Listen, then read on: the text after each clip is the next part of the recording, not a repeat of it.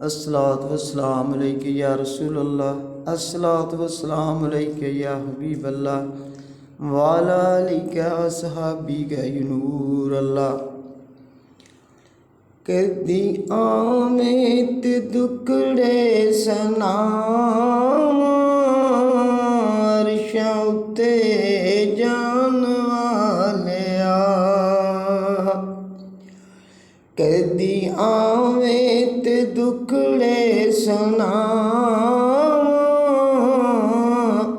अरशां उत्ते जान वालिया। तेरी राहां विच अखियां बिछावां अरशां उत्ते जान वालिया।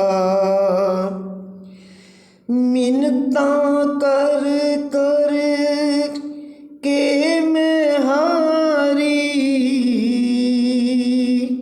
कदों आवेगी मेरी वारी अरशां उत्ते जान वालिया। कदों बोलेगा मेरा नाम मदीने विच रहन वालिया। तेरी चाहत विच मैं उम्र गुजारी मैनू सद लवी एक वारी अरशां उत्ते जान वालिया। मैनू सद लोवी एक वारी अरशां उत्ते जान वालिया। कदी आवेत दुखड़े सुना अरशां उत्ते जान वालिया। तू रब दा महबूब ते उम्मत दा वाली तेरे मोढे ते कमली है काली अरशां उत्ते जान वालिया।